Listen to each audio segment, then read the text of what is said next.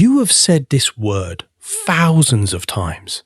Maybe today, maybe just a few minutes ago. Family. It is one of the first words many children learn. It is a word that brings comfort.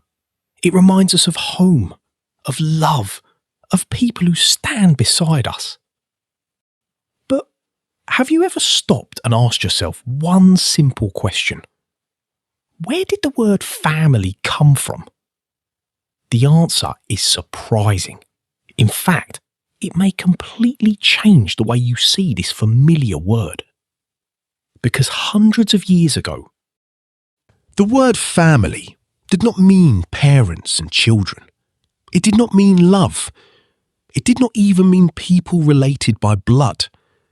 Long ago, this word was connected to servants and even slaves. A word we now use to describe the people we love the most was once used to describe people who were owned by someone else. How did that happen? Let's travel back in time, more than 2,000 years. Close your eyes for a moment. Imagine the city of ancient Rome. Wide stone roads, busy markets, powerful soldiers, huge buildings, thousands of people moving through the streets. Rome was one of the greatest empires in history. Its laws shaped many countries. Its language, Latin, changed the future of Europe. And hidden inside that language was a small word that would travel across centuries. That word was famulus. Famulus meant a servant. Sometimes it also meant a slave. From famulus came another Latin word, familia. Today, those two words sound very similar, but their meaning was very different from the way we use family now. In ancient Rome, a familia was not simply a mother, a father, and their children. It meant everyone living under one roof. Blood relatives, servants, freed slaves, workers, even people who were legally owned by the head of the house. They all belonged to the same familia. This was not a family built on love. It was a household built on power and authority. Some rich Roman families were so large, they included hundreds of people. The emperor's own familia stretched across different parts of the empire. Everything and everyone was under the control of one man. But who was that man? Why did he have so much power? And how did this old Roman word slowly become the warm, loving word we use today? At the centre of every Roman familia stood one man. He was called the pater familias. It simply means the father of the family. But do not imagine the kind father many people think of today. The Roman father had something very different. He had almost complete legal power over everyone in his household. The Romans even had a special name for this power. They called it patria potestas. It meant the father's authority came before everyone else's. He could decide who married. He controlled the family's money. In some cases, he could even sell his own children into slavery. Long ago, Roman law also allowed him to decide whether a newborn baby would be accepted into the family or left behind. Today, these ideas sound shocking. But 2,000 years ago, this was part of Roman law. This is why the word familia was never only about love. It was also about power, rules, and control. Many years later, a Roman writer named Apuleius described this idea with unforgettable words.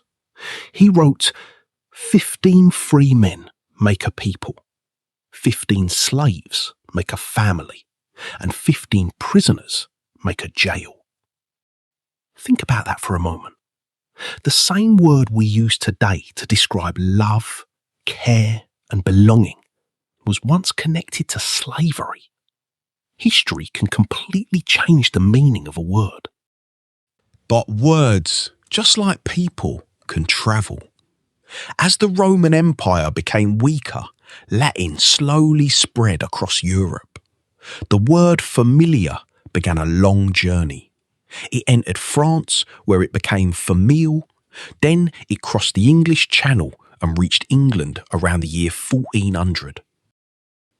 But something surprising happened. Even in English, the word still did not mean what it means today. If someone in England said, "You are now part of my family," they often meant, "You now work in my house." A family was still a household. It included relatives, servants, and everyone living under the same roof. Love was not the main idea. Living together and serving the same household was. Then, little by little, the meaning began to change. By the 1540s, the word family meant everyone living in one home. Parents, children, servants, workers, everyone together. But the biggest change was still waiting. Around the 1660s, the English language gave the word its modern meaning. Finally, family became the people connected by love, parents and their children. The meaning had changed forever. But the story of the word family was still not over. In the modern world, people will begin asking another important question. What does a real family actually look like? The answer may surprise you even more. By the middle of the 20th century, many people believed they knew exactly what a family should look like. There was one picture seen in books, newspapers and television. A father, a mother, their children, living together under one roof. This became known as the nuclear family. For many people, it seemed like the perfect family. Then, in 1949, an American anthropologist named George Peter Murdoch studied more than 500 societies from around the world. After years of research, he reached one big conclusion. He believed the nuclear family could be found in every culture. His idea became very popular. Schools taught it, researchers discussed it. Many governments used it when making policies. For a long time, people believed there was only one normal kind of family. But history was not finished yet. As the years passed, the world began to change. People's lives changed, families changed, and researchers started asking new questions. They discovered that many cultures did not follow the same pattern. Some societies were built around mothers and their families. In others, grandparents, aunts, uncles and neighbours helped raise children together. Some people created families without sharing the same blood. These were called chosen families, people connected by love, care and trust, not by birth. Slowly, experts realised there was not just one way to build a family, there were many. Today, the picture is even more different. By 2025, about 1 in every 5 households is a blended family. These families may include stepmothers, stepfathers, stepbrothers or stepsisters. Many people build new families after difficult times, bringing love into a new beginning. Today, about 1 in 4 children lives with a single parent. And researchers say that nearly 60% of families no longer match the traditional picture described in 1949. Every family has its own story. Every home has its own journey. Think about how far this one small word has travelled. It began in ancient Rome. It describes servants, slaves, and people living under one roof. It passed through France. It crossed into England. For hundreds of years, its meaning slowly changed. And by the 1660s, people finally began using it to mean parents and their children. But the journey did not stop there. Over time, the word became something much bigger. Today, family is not defined only by law, or by power, or by blood. For many people, family means the people who stand beside you when life becomes difficult, the people who celebrate your happiness, the people who never stop believing in you. The history of the word family is more than the history of a word. It is the history of human society.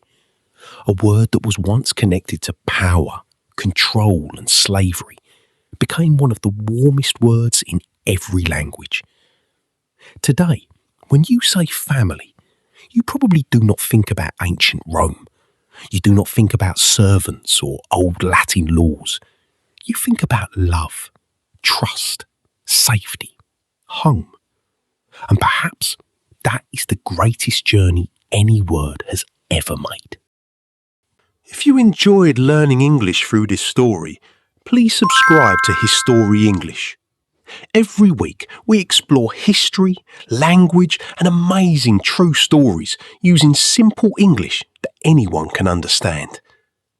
Keep learning, keep listening and never stop asking questions, because sometimes the most ordinary words hide the most extraordinary stories. Thank you for watching and see you in the next story.